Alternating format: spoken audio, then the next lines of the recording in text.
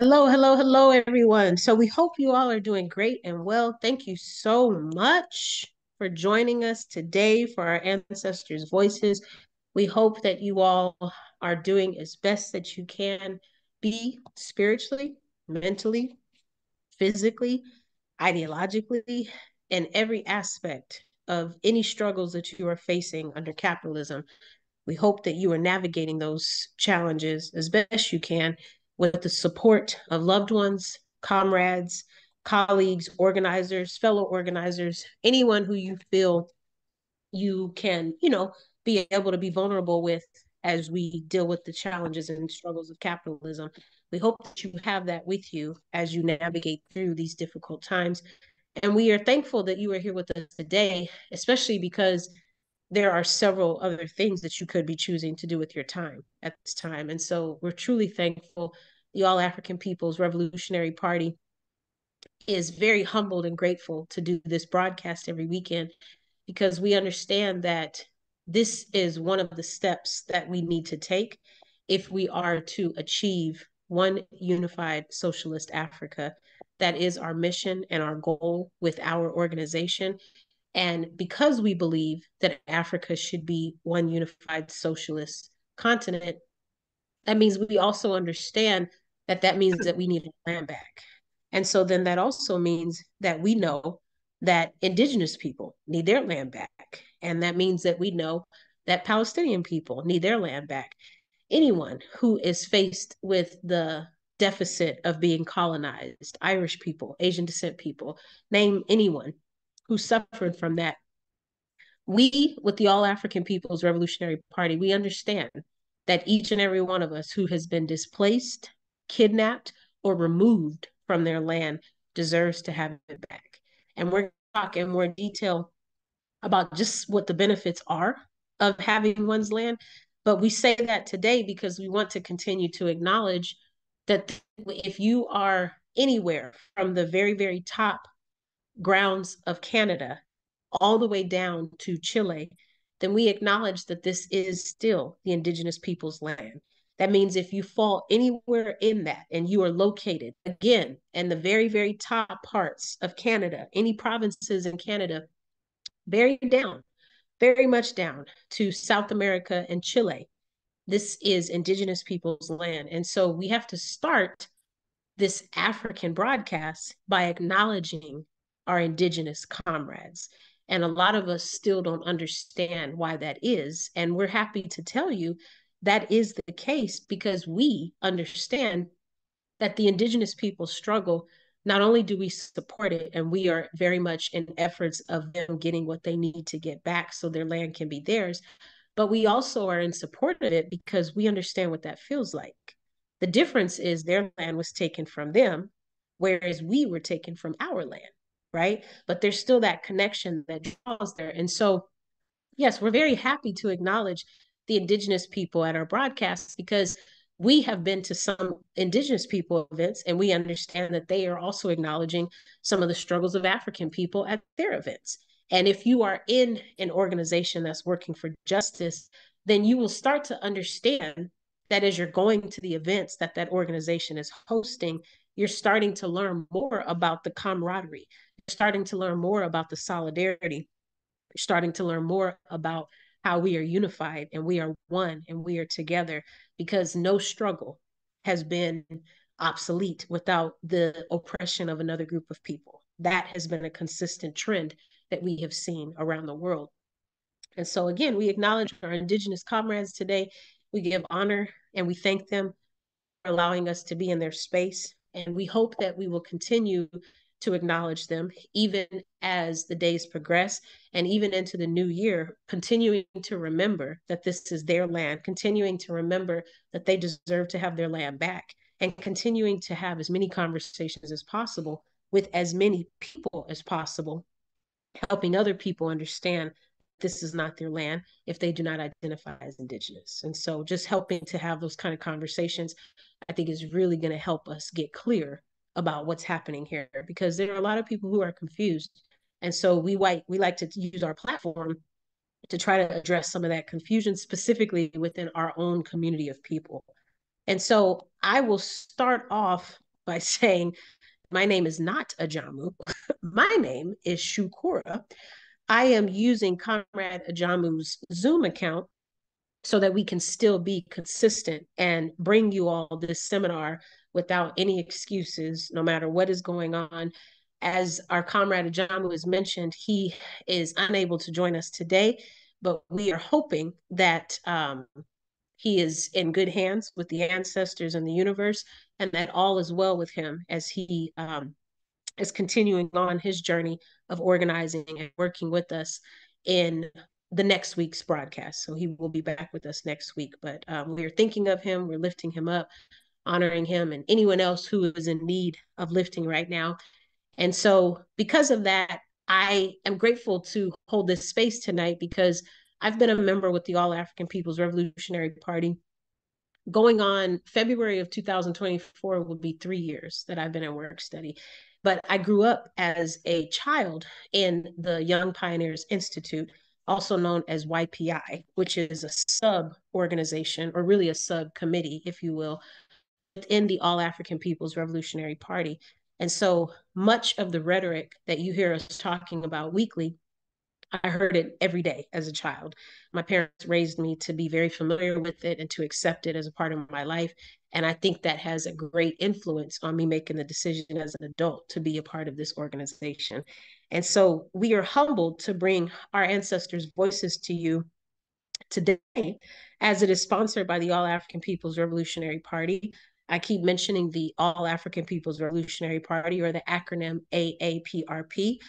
I've mentioned to you before that the AAPRP is a revolutionary, independent, mass Pan Africanist political party based in Africa. And our objective is Pan Africanism, which is defined as one unified socialist Africa. Another way to think about this is to eradicate all the divisiveness and the separatist siloed culture that Africa is unfortunately being challenged with, and to help Africans, any part of the continent, understand that we are just trying to organize so that Africans can have control of the resources and the land. So we don't even insist that Africans choose to be a part of the All African People's Revolutionary Party. We just ask that you join some organization that is working for justice. And that especially includes on the continent. The AAPRP is not the only organization that is working on the continent to make change. We've mentioned in previous seminars, you have the Pan African Party for the Independence of Guinea-Bissau, known as the PAIGC. We also have the Azapo organization, or the Azanian people of South Africa, and they're organizing. There are several organizations in Ghana. There's organizations that are being developed as we speak in Burkina Faso, including an AAPRP work study chapter, and the list goes on and on. So the point I'm making to you all today is that we are asking for Pan-Africanism because we want Africans everywhere. And that literally means anyone who descends from the continent. We want Africans everywhere, regardless of whether they were born in one part of the world or in Africa. We want them to understand that, as Kwame Nkrumah pointed out, any African anywhere belongs to the African nation. And we understand that that means that Africa is going to benefit from Pan-Africanism because we have to help connect what has been divided out and lost. That's what we're trying to do. That's why we're asking for Pan-Africanism, because we want Africans everywhere to understand, A, that they are African, excuse me, and to also understand that they have a responsibility to help change the conditions that Africa is suffering from. And so with that, I mentioned our comrade Kwame Nkrumah. This is one of the many books that this comrade wrote in his time when he was living on this earth. And we base a lot of the principles, if not all of them, off of this book that Nkrumah wrote, the Handbook of Revolutionary Warfare. This was literally a baseline and a organizational how-to structure manual, if you will, for us to follow, where Nkrumah literally left out breadcrumbs for us in this book of how to start an organization. And it's because of Nkrumah, it's because of several others who were able to start chapters all around the world that I can say that I am sitting here with you today on this broadcast, and that the All African People's Revolutionary Party exists because of Kwame Nkrumah, along with others who kind of paved the way and started this organization. So we are truly grateful for them. And as I said, this broadcast is usually hosted by Comrade Ajamu Umi, who is a longtime organizer with the All African People's Revolutionary Party. He rounds up his time as being close to 40 years now that he's been organizing. So over 4 decades, which is pretty incredible. And as I said, I am celebrating my 3-year anniversary of being a part of work study. For those that don't know, work study is a subcomponent of the All African People's Revolutionary Party. So I am working to get to a point where I can start to take on more responsibility and have what we would call a cadre status or even pre-cadre status that then excels to cadre status. I'm not there yet. So I will just say in the space of being a part of work study, which is a component that helps to organize with the All African People's Revolutionary Party. And so I'm truly grateful because work study has changed my life in many, many ways. In one way, by helping me to be more exposed to the writings of Kwame Nkrumah, Amilcar Cabral. We've read about Steve Biko, Thomas Sankara. I mean, we have several people that we've read on our list from this work study circle. And then being able to take what we read and applying it in terms of planning out events that we've hosted and whatnot. So it's been really humbling and I'm really grateful for this opportunity. And so with that, let's get started talking about Cuba and the 65-year revolution, okay? So we start off tonight's broadcast by understanding that in 1953, on July 26, there was a movement that was led by Fidel Castro. And this actual movement actually kind of insinuated an attack that would happen against the Moncada garrison in Santiago de Cuba. It's also important to mention that 5 years later, the Granma ship sunk. 11 combatants started this war from the mountains above Santiago. And so we should note that the Granma ship sunk and 11 people were able to start a war because they survived from this sunking of the ship. And this also is important to think about because when we think about urban strikes, we should understand that this particular war was able to support those urban strikes and even the shutdowns because those shutdowns were led by Vilma Espin. I really am grateful for Vilma Espin because I had a chance to read a lot more about this comrade in a book that they wrote with Fidel Castro, actually. And the Anti-Patriarchy Task Force is one of the committees that falls under the All African People's Revolutionary Party.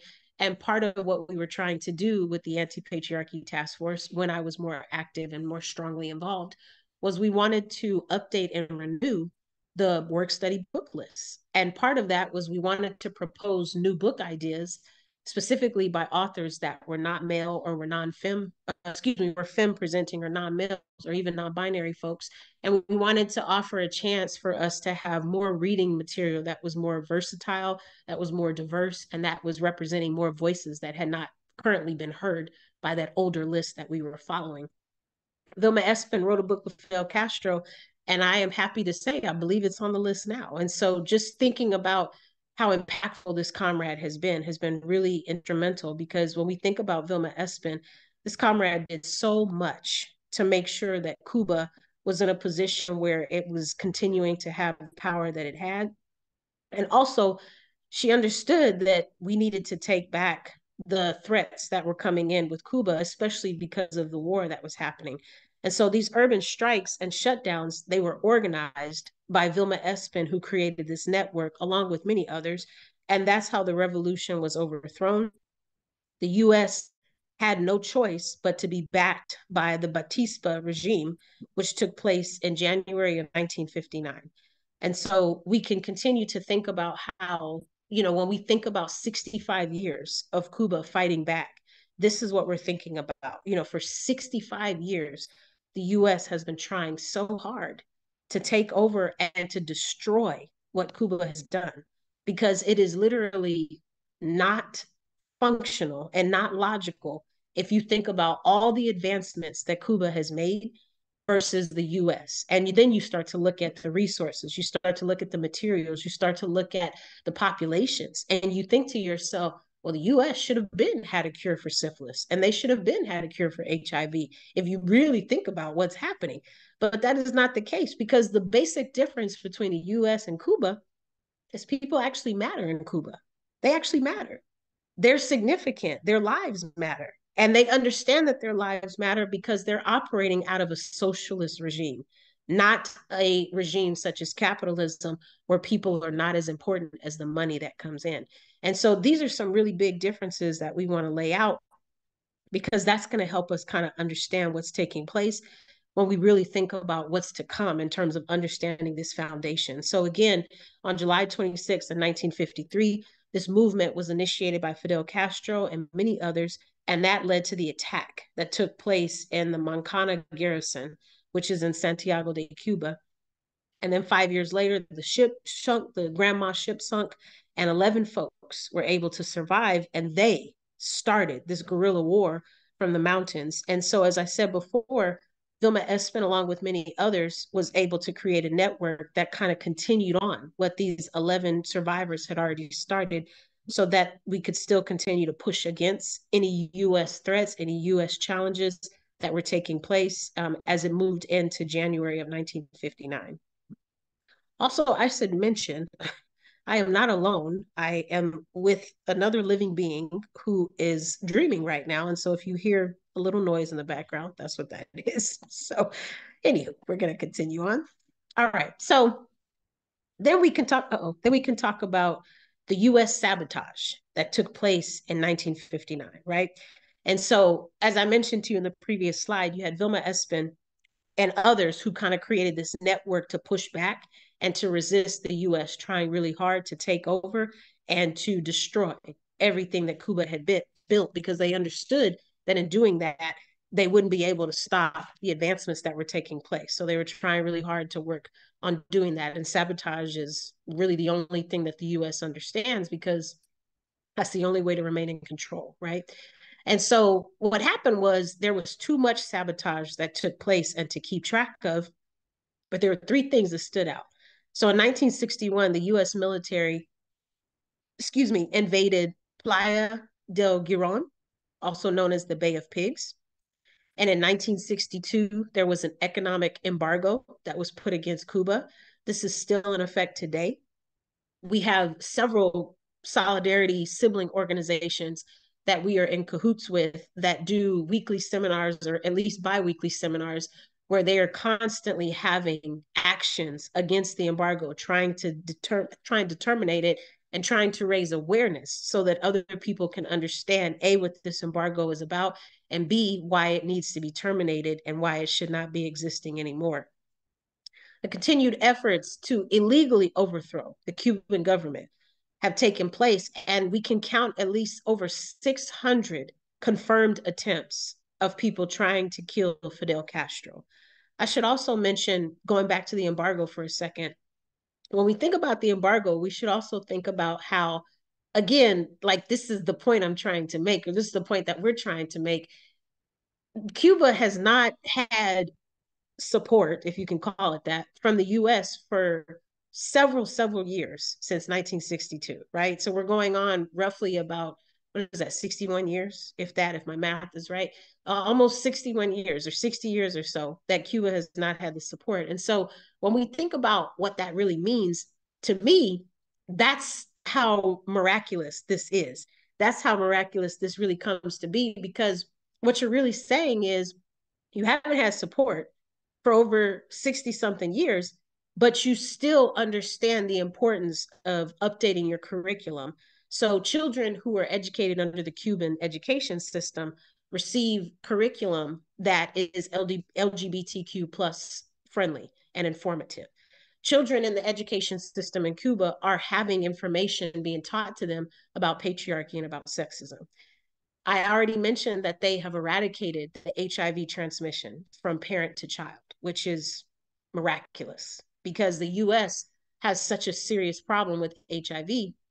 There's a whole day dedicated to it. December 1st is World AIDS Day, right? And when we think about the syphilis transmission, Cuba has been able to eradicate that as well. I also remember when the quarantine was fresh and we were in the month of March in 2020, Cuba had an antiviral treatment by that summer.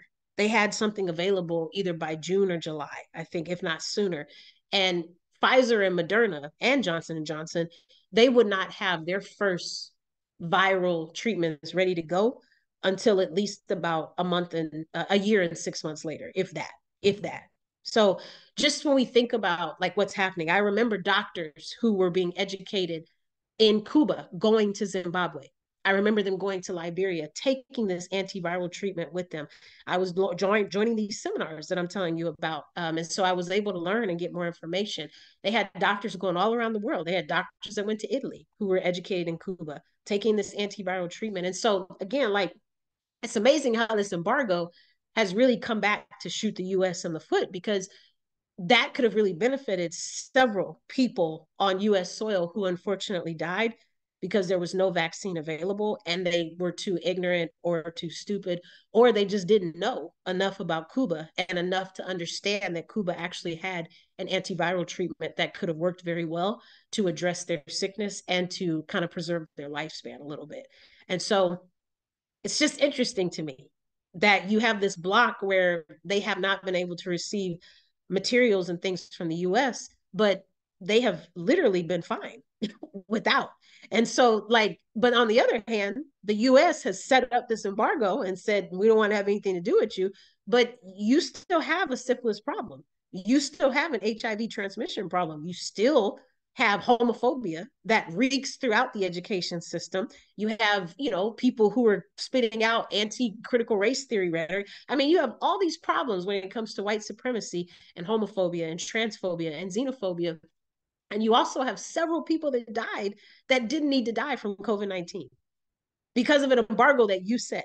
But yet people think that the US is one of the most powerful countries in the world, but that remains to be seen. Because if you're so focused on making money, then that means that people in the US need to realize that we never mattered. We're insignificant. We don't matter now, because that's the problem with capitalism, right? That's always been the problem with capitalism. We just need to wake up and understand that that is the problem. Capitalism itself has never hid the fact that it puts money over people. It has never hid that. It has always been a system that protects private corporations to continue to make money while at the same time making other people suffer if they get in any way in the way of that money being made by that private corporation or entity. And so when we think more about what that looks like, we have to really think about what that has really meant.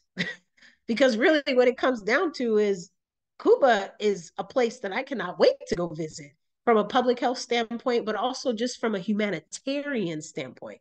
I cannot wait to visit. And we're going to talk in a moment about how much of an ally and solidarity position Cuba has been in with Africa in terms of helping us resist colonization, but also, like I said, sending over antiviral treatments, just being in solidarity, supporting us, giving us resources, materials. The list goes on and on. And so when we think about the development of socialism in Cuba, we can think about how Cuba has several socialist revolution tactics, and it goes like this. And so, when we think about the illiteracy rates in Cuba, they have completely destroyed illiteracy by 99%. So they're prioritizing the fact that people should be literate. They're prioritizing the fact that we should figure out ways to help people have stronger reading skills, reading comprehension, being able to function and being able to not only taking information, but being able to regurgitate it back, and then maybe even being able to teach that information to someone else, really as a way to prove that they understood what they read, right? Being able to impact their writing, because we know that writing and reading are connected, right? So being able to increase writing skills and being able to teach new languages through writing and being able to help people understand how to write, not just in Spanish, not just in English, but in other languages, right? Their healthcare is a right. It's free of charge. And this is always, I think, a really hard pill for people to swallow. I talk about Cuba all the time when I teach my students, because again, from a public health standpoint, Cuba is a great example, right? And so I'm talking about Cuba, and my students, whether they're undergrads or grads, they will say to me, is healthcare free in Cuba? And I'll say, yeah. And they'll say, no, I don't know if you heard my question. I just wanted to make sure. So healthcare is free? And then I'll say, yes. And then you can tell their brain is like, like the wheels are kind of needing some oil because they can't fathom that because capitalism has done a number on us. Capitalism has done a number on us and taught us that the only way for you to get something is by paying for it. And the more money you pay, supposedly, the better quality it's supposed to be, which we know is not the case. But that's neither here nor there. That's the propaganda that's being pushed. That's the propaganda that is being enforced. That's the propaganda that is being thrown down your throats to where you have no choice but to accept it, even though it's not true. Even though it's not true. And so when we think about how they destroyed illiteracy by 99%, they made healthcare free of charge. Education is free. You do not have to pay to be educated. You do not have to pay to be educated. I remember there was an organization out of Sacramento. I want to say it still exists today. It was called Birthright, I think, Sacramento Birthright. And it was ran by a couple of different people, but when I was there, I remember the director being Dr. Catherine Hall. And what Dr. Hall would do each year was organize a trip of biology pre-med students to travel to Cuba because she was hoping that they would tour the medical schools there, get more of an information about the programs and the specialties that the schools offered. And then if they were interested, they would set up room and board and allow the students to be educated there for free, even if they chose to come back to Sacramento afterwards. They did not have to stay there and be educated. They could go receive the education and go back to wherever their city or state or country was. Because at the end of the day, again, that's the thing about socialist Cuba is they don't want to just keep all the resources for themselves. They don't want to just keep all the benefits for themselves. They don't want to just have the zero transmission for syphilis and HIV for themselves. They want to share it with the world. They don't want anyone to suffer from syphilis. They don't want anyone to suffer from HIV. This is why they share the antiviral treatments because they didn't want COVID-19 to take over the way that it did. They didn't want all of those people to die. They were trying really hard to share it with as many people as they could. But this is the problem when we talk about capitalism because there's no money to be made if antiviral treatments are being passed out. That means that people don't need to have hospital stays. That means that people don't need prescriptions that are not really fixing their problem. And there's the money that's being made from the pharmaceutical companies, from the hospital intakes, from the inpatient intakes, all that stuff. And so this is where we need to really understand why capitalism needs to be stopped, you all, and why we need to not support it anymore because Cuba has never, ever, ever lost sight that people matter first. They have never lost sight of that. They have never lost sight of that. And thank the universe that they have not, because that means that they understand that people need to be literate. That's why they understand that because they haven't lost sight of it. They understand that we need to make healthcare and education free. They understand that they need to put a limit on housing expenses because you shouldn't have astronomical housing expenses because that can impact you being able to pay for you to maintain staying there. They understand that. That means that their shelterless population is impacted because they understand we need to figure out a way to make sure that the housing limit, the housing expenses are feasible for people to manage so that they can continue to make these payments on time. If they make these payments on time, they're less likely to end up on the street. Again, human centered, patient centered, whatever the term is, this is what that comes down to. And then having available jobs. That's a law abiding situation. You have to have available jobs. It's guaranteed by the law. And so these are just some different ways that we can think about how miraculous Cuba has been. We can also think about how there is international solidarity with Nicaragua, with Angola, with Azania, and dozens of other countries. International solidarity. So Nicaragua is in solidarity with Cuba, Angola, Azania. I mentioned to you all that there's a connection with Cuba as well as the African countries. Well, these are some examples of that, right? And so we can think about what that looks like in terms of having more of an understanding of how this solidarity goes back many, many, many, many moons before I was born, before maybe some of you were even born. And so we're thankful and we're grateful. And this is why we have to protect that solidarity. We have to protect this relationship.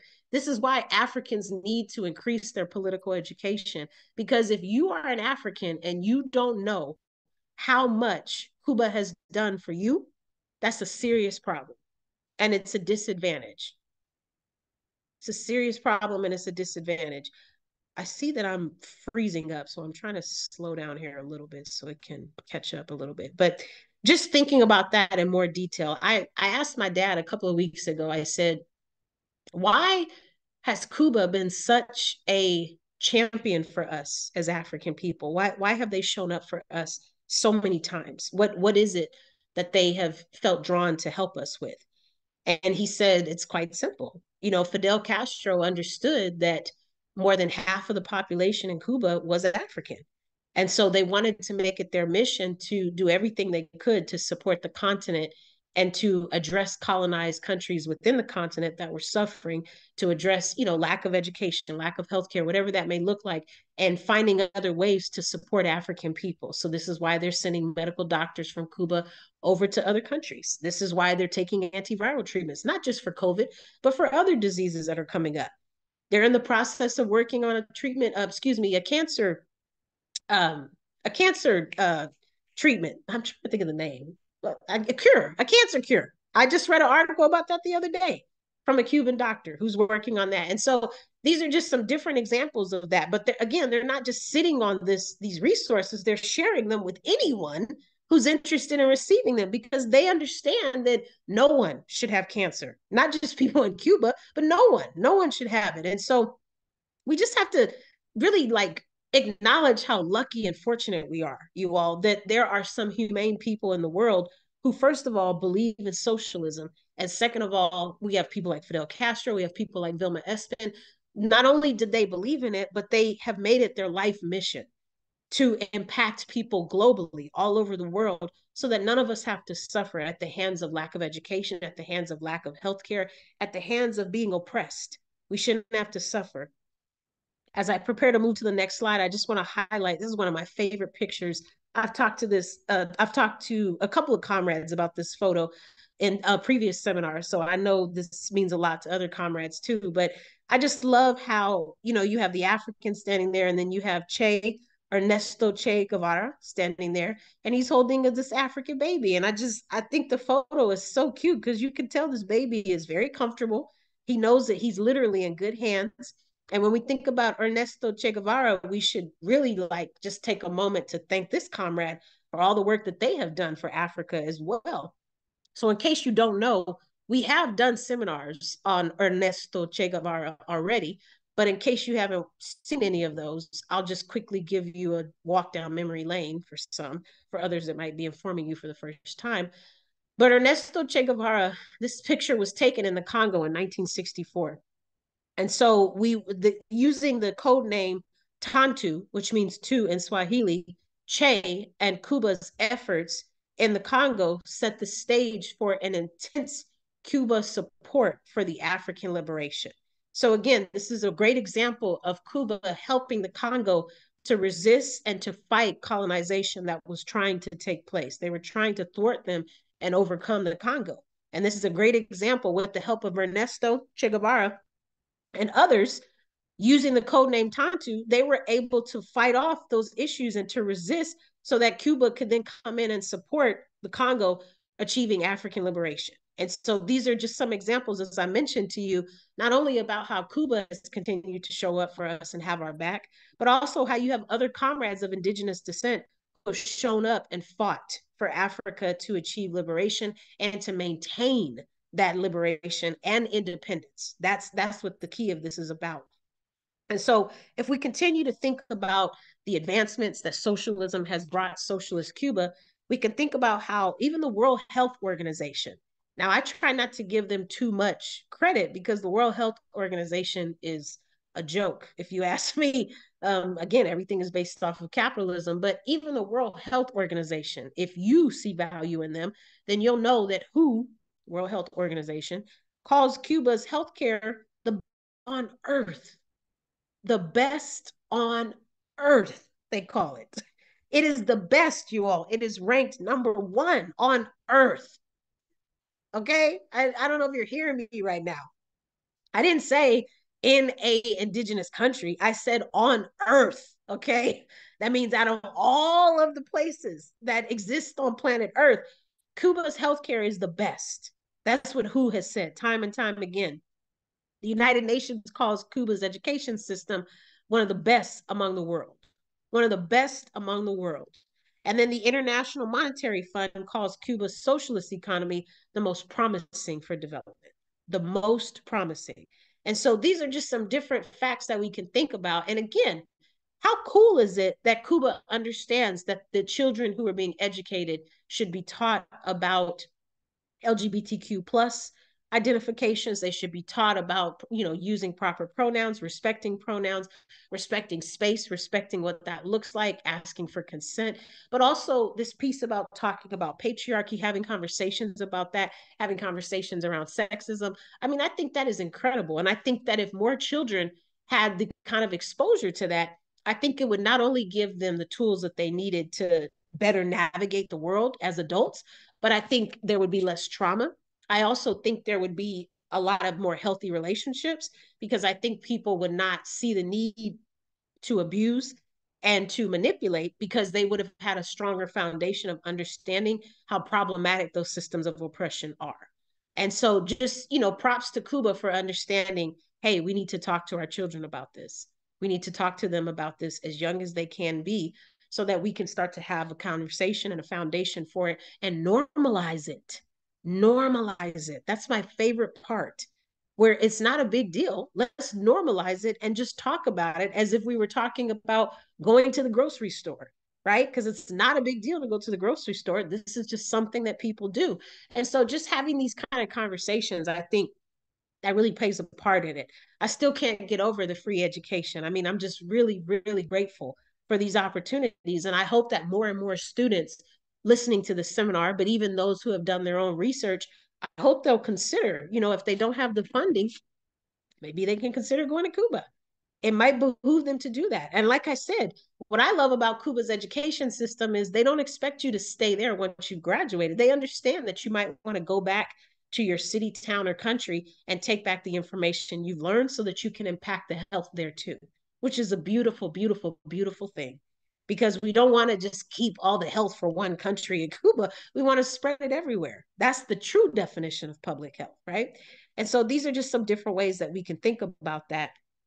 I will highlight for you that this photo you see on your right is actually the Cuban National Assembly, the legislator, if you would, and they met this year sometime. And so this is an example of different folks coming together. We have folks, I'm sure, because I mentioned the solidarity with Angola, Azania, Nicaragua. So I'm sure you had representatives from there that were there in addition to the other countries that Cuba is in alliance with. And so these are just some different ways that we can think about how progressive this country has been, but also why we need to protect this country. Because if something happens and if Cuba gets impacted in a way where their education system needs to now have a fee attached to it, that's going to be extremely problematic. Excuse me, if something happens where they can't put a casing on housing fees, that's going to be impactful and people are going to have more issues where they might start to have higher shelterless populations of unhoused people. And if something happens with healthcare, that's going to be really it's going to impact people in a very dramatic way because people are not going to be able to maintain all the health issues that they have if they suddenly have to start paying for things, especially if they had not been already paying for things. For us to say something like that in the US, that's not an abnormal statement because some of us pay for health insurance every day.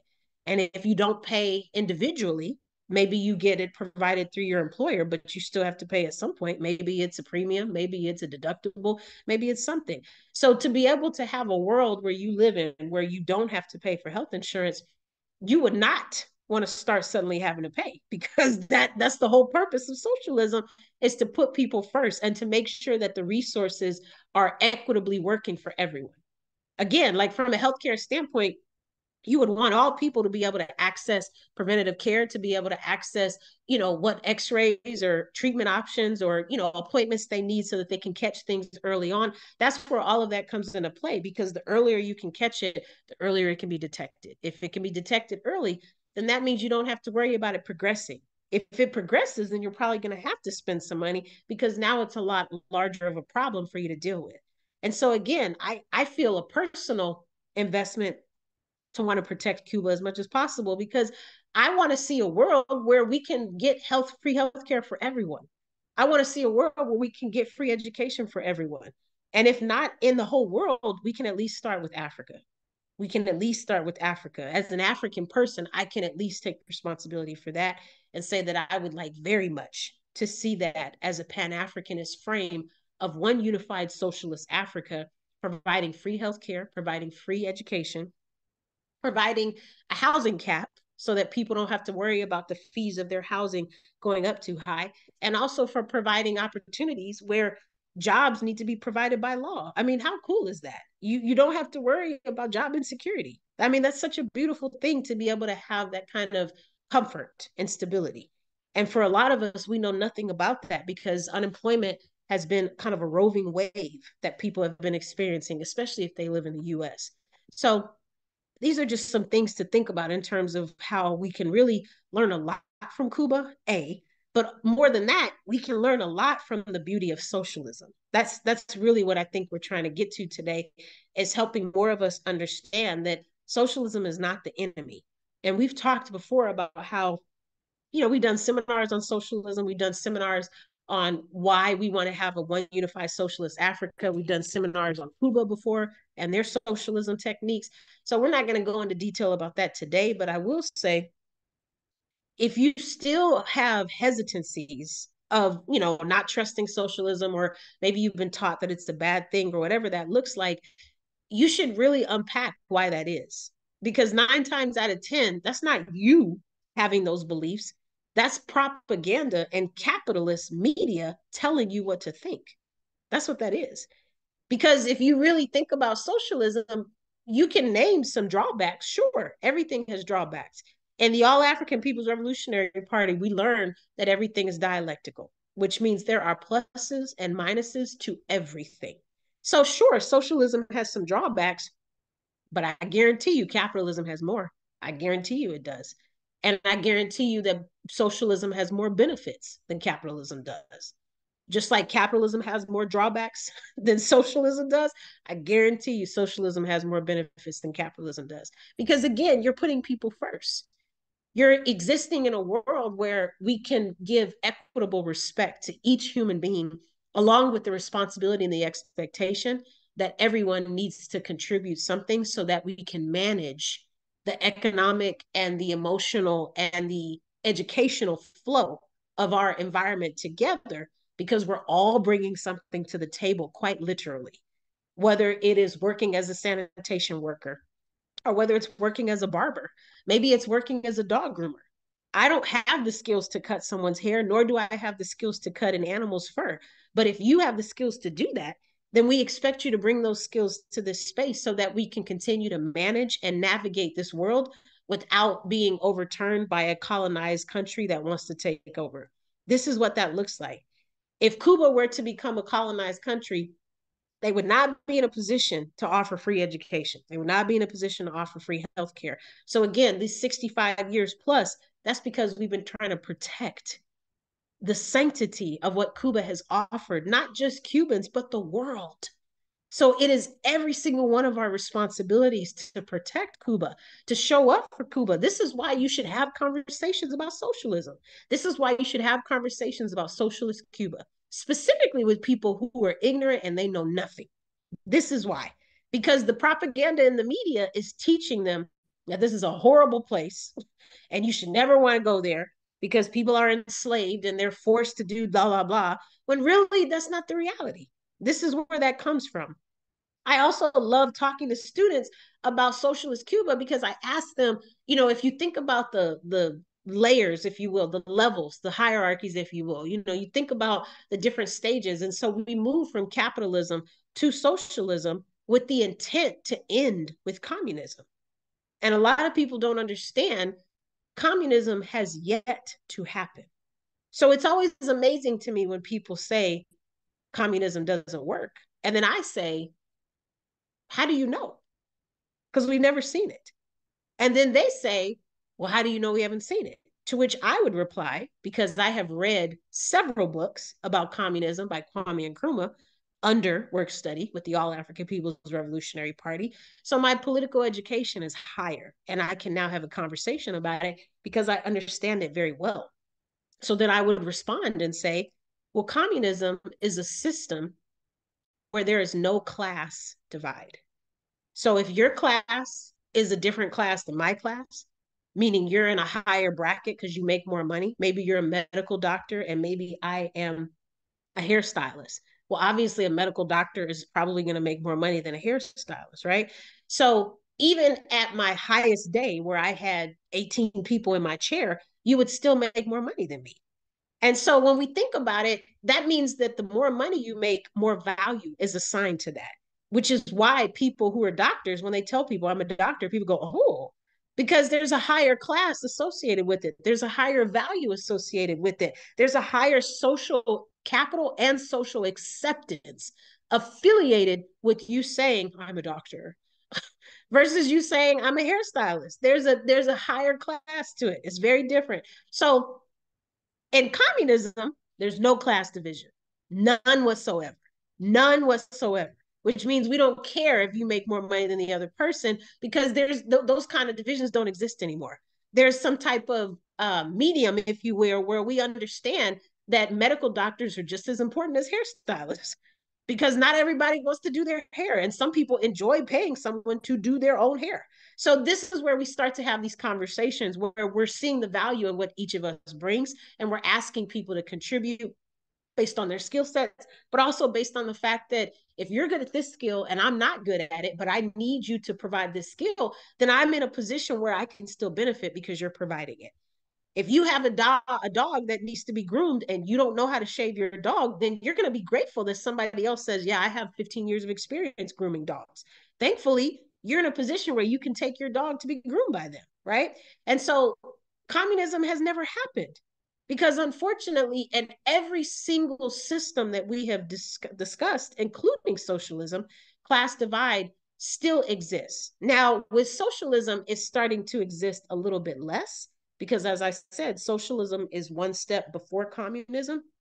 So you certainly have less class divide in socialism than you do in capitalism.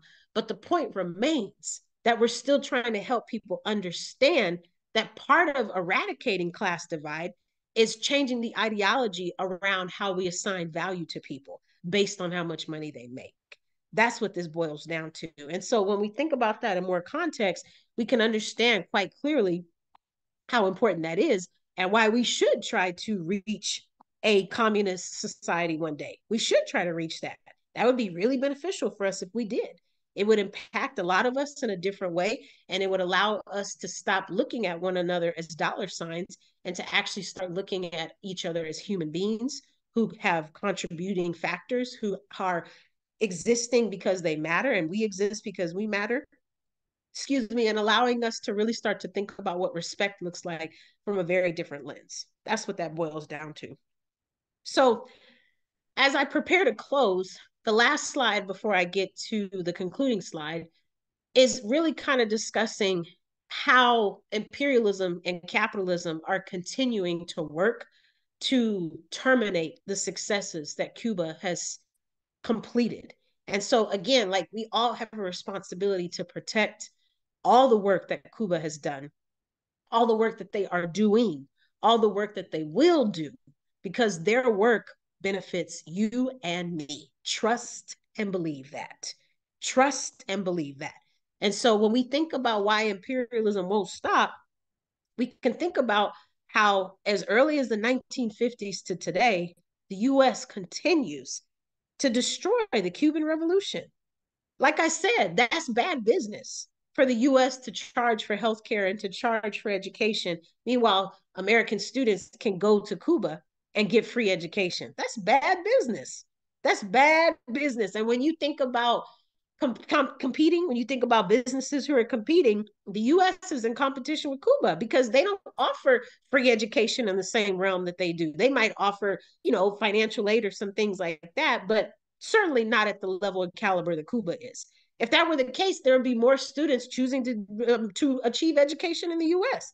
And as a matter of fact, numbers have gone down. In every institution, the enrollment numbers have gone down. Why do you think that is?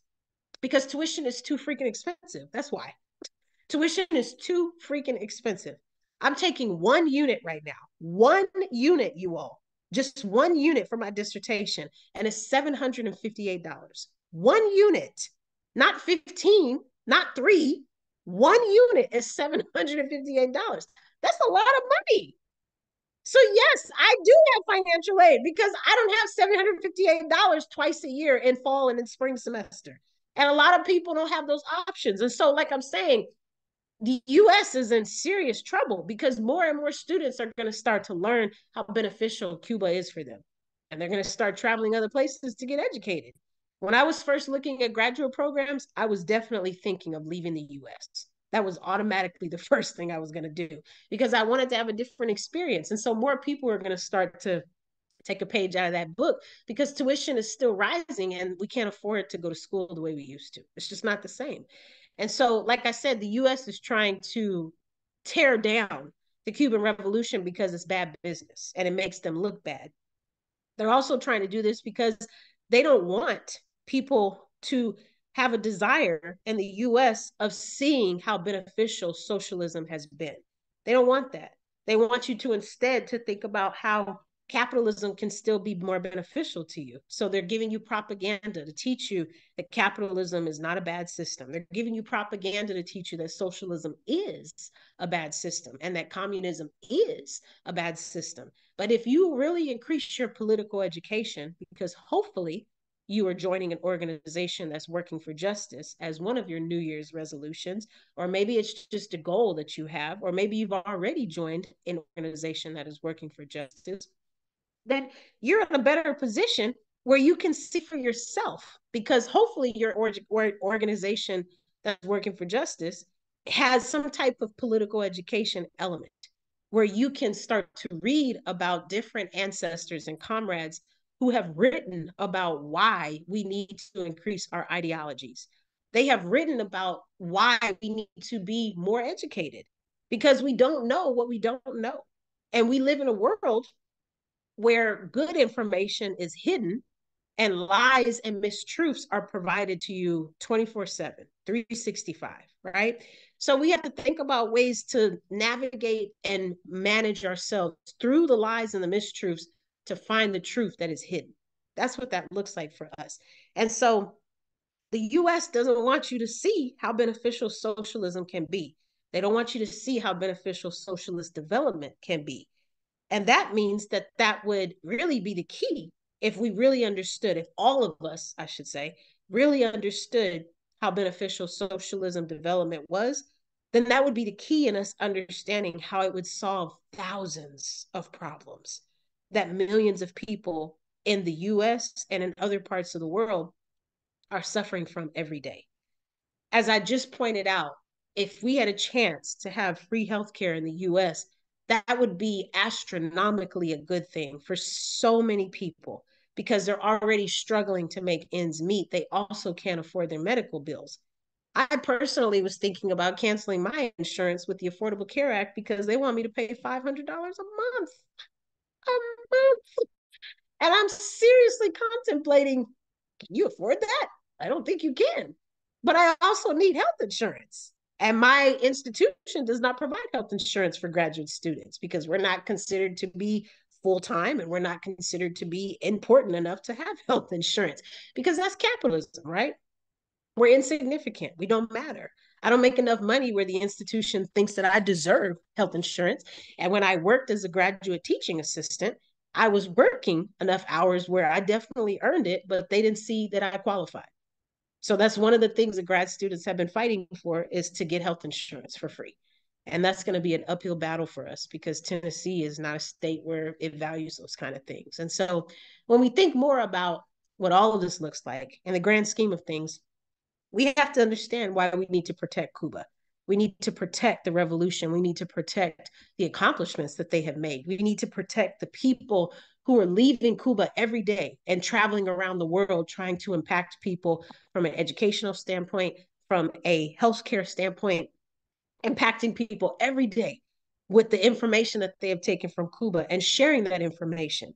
Again, how lucky are we that this has been our reality? So As we prepare to close, you all, please make sure that you scan the QR codes that you see. So in the upper right corner, we have the QR code that'll take you to all of our All African People's Revolutionary Party Day broadcasts and programs. Everything that we are offering from Spotify playlists to, or Spotify podcasts, I should say, to other seminars that are taking place throughout the week at different times on different days. All of that information can be found by scanning this QR at the top right corner, excuse me, top left corner.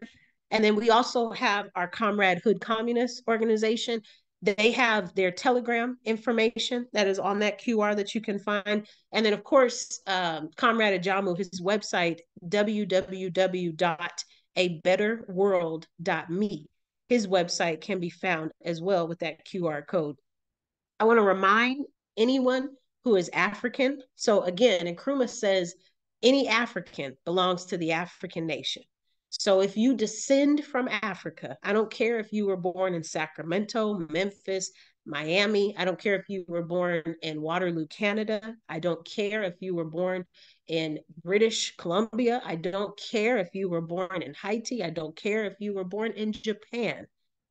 If you descend from Africa and you would like to join the All African People's Revolutionary Party, this is our website below. We would love to have you join the website by clicking on the link and indicating your interest. And we'd be happy to affiliate you with the region closest to where you're located, the chapter closest to your region, so that you can get connected and join the work study process, which is the first step.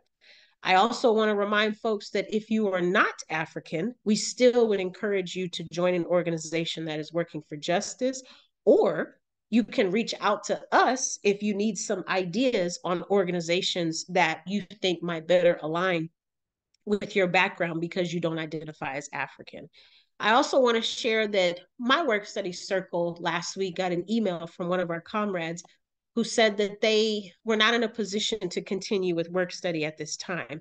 And I responded all, I replied all and said, you know, I really appreciate you so and so for reaching out and saying this. We thank you for that.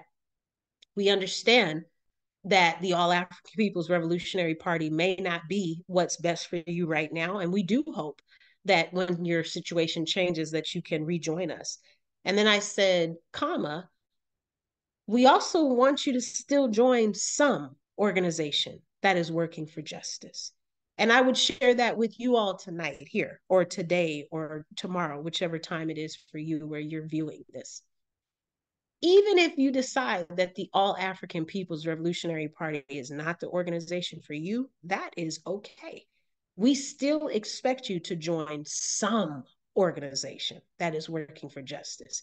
We believe that if you join some organization, any organization that is working for justice, we still have a better chance of aligning our values, connecting with that other organization, and working more closely to resist, to fight, to eradicate, to terminate, to destroy capitalism, imperialism, and any other systems of oppression that are hindering, impacting, and making it very difficult for Africa to thrive and succeed on, a non-oppressive classist division basis. And so we are working very hard with other organizations. I mentioned to you that we have connections with organizations on the continent, whether it's the Azanian People's Organization, the Azapo Organization, or maybe it's the Independent Party for Guinea-Bissau, the PAIGC. We have several other organizations that are not even African that we are affiliated with.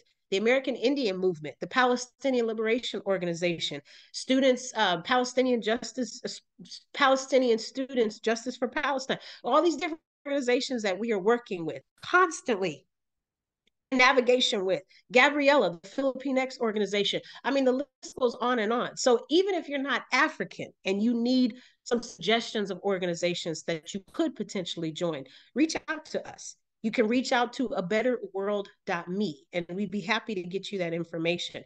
We have even helped Europeans organize. So if you are interested in organizing and you're European, we can even help you with that. My dad and I were working on setting up a work study circle for a group of Europeans out in the East Coast. My point is, join an organization that's working for justice because we need you all. We need you all. We need you all. We're about to bring in another year, and hopefully that means with good health and prosperity. But capitalism is still thriving, you all. Now it's slowly deteriorating, but we have a responsibility to terminate it as much as possible, to eradicate it, to neutralize the threat. And so we have to take everything we got to do that. And that means organizing and being with other people in an organization where we can organize with them. It also means increasing our political education because we have to be humble enough to understand that we don't have all the tools ideologically that we need yet to do this. I don't know about you, but I don't know how to end capitalism yet. That's why I'm still trying to read so I can grow and learn. There is so much more that I need to learn. So part of that is joining an organization that's working for justice. But the other part is understanding that you don't know enough information right now and humbling yourself so that you can learn it. I know that I am at time, so I'll just say really quickly, please make sure you come back and join us next week on Sunday. Comrade Ajamu on Sunday, January 7th, will be talking to us about his time in Ghana, Africa, and going home. So we'll be able to hear from him as he reports back from being at home. I know he's sad that he is leaving. I also want to remind you, if you haven't checked out his book, A Guide for Organizing Defense Against White Supremacist, Patriarchal, and Fascist Violence, please make sure you check that out. It is $8 on Amazon. I want to say that's the hardback price. And I think if you get an electronic version, it's like $6 or something. So definitely check that out. And then last but not least, don't forget to support our comrades in Burkina Faso. They are still raising money so that our African children can have correct political education resources. So we're raising money for books that are Pan-Africanist driven. So please make sure you scan this QR code to support us. Thank you all so much for being with us. If you celebrate the new year, I hope you are safe and you enjoy yourself. Happy New Year. If you don't celebrate it, I hope you have a great day and a beautiful wishings to you. May you be well spiritually, ideologically, mentally, physically, in all forms. May you be as healthy as you can be because we need you to take down capitalism with us. Okay, so we need you to be well rested. We need you to be nourished, hydrated, all the things because you're going to need all your energy to take this system down. Okay. All right, you all. Peace. Be well. Thank you so much. Thanks for joining us, and we'll see you next week.